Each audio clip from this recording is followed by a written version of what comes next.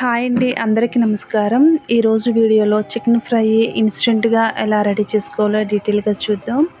Chicken fry ఇలా ready చేశారంటే చాలా బాగుంటుందండి. చాలా తక్కువ ఇంగ్రీడియంట్స్తో దీన్ని రెడీ చేసుకోవచ్చు. ఈ చికెన్ ఫ్రై ప్రిపరేషన్ కోసం నేను ఫస్ట్ చికెన్ శుభ్రంగా వాష్ చేసుకొని వాటర్ అసలు లేకుండా తీసుకున్నాను. ఇందులో ఒక అర చెంచా పసుపు, అలాగే ఫ్రెష్గా ఉన్న అల్లం వెల్లుల్లి పేస్ట్ ఒక చెంచా, నెక్స్ట్ రుచికి సరిపడా సాల్ట్, కారం వేసుకుంటున్నాను. అలాగే చిటికెడు లెమన్ సాల్ట్ వేసుకుంటున్నాను. నిమ్మ ఉప్పు అంటారు కదా, అది వేసుకుంటున్నాను. లెమన్ సాల్ట్ వేసుకోవడం వల్ల చికెన్ పీస్ చాలా బాగుంటుందండి ఫ్రై అయిన తర్వాత. వీటన్నిటిని కూడా బాగా మిక్స్ చేసుకోవాలి ఫస్ట్. అలాగే కొద్దిగా ఫుడ్ కలర్ వేసుకుంటున్నాను. ఫుడ్ కలర్ పూర్తిగా ఆప్షన్ అనమాట, వేసుకోకపోయినా ఏం కాదు. వీటన్నిటిని కూడా బాగా కలుపుకున్న తర్వాత ఇందులో లెగ్ పీస్లు ఉన్నాయి కదా, ఈ లెగ్ పీస్ని చాకుతో ఇలా ఘాట్లు పెట్టుకుంటున్నాను. ఇలా ఘాట్లు పెట్టుకోవడం వల్ల మనం వేసిన ఉప్పు, కారం, మసాలాలన్నీ కూడా ఈ లెగ్ పీస్కి ఈవెన్గా పడతాయి అన్నమాట. ఇలా చికెన్ అంతటిని కూడా బాగా కలుపుకొని 10 నిమిషాలు పక్కన పెట్టేసుకోవాలి.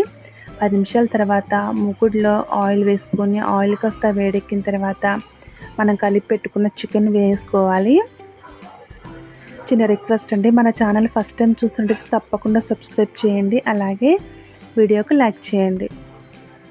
ఇలా చికెన్ అంతా వేసిన తర్వాత ఆయిల్ బాగా చికెన్కి పట్టేలాగా బాగా కలుపుకోవాలన్నమాట.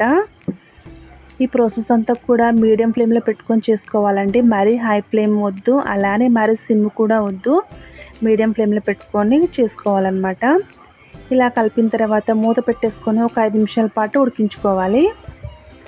5 నిమిషాల తర్వాత మూత తీసి చూస్తే వాటర్ బాగా ఫామ్ అయి ఉంటుందండి చికెన్లో. చూసారు కదా ఎలా ఫామ్ అయిందో వాటర్. దాదాపు ఈ వాటర్ అంతా కూడా ఎగిరిపోయేంత వరకు చికెన్ని దగ్గరుండి ఫ్రై చేసుకోవాలండి, ఎందుకంటే చాలా తొందరగా అడుగు పట్టేస్తుంది అనమాట. ఇలా దాదాపు ఈ వాటర్ అంతా కూడా ఎగిరిపోయేంత వరకు ఫ్రై చేసిన తర్వాత పైనుంచి మసాలా పొడి వేసుకోవాలి. మసాలా పొడి నేను ఇంట్లోనే రెడీ చేసుకున్నానండి. ఈ ఇంట్లో రెడీ చేసుకోవడం వల్ల ఫ్లేవర్ చాలా బాగుంటుందన్నమాట.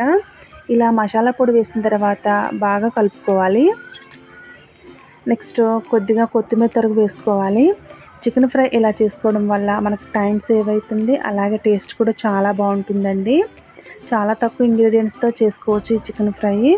ఇన్స్టెంట్గా చేసుకునేదన్నమాట ఈ చికెన్ ఫ్రై.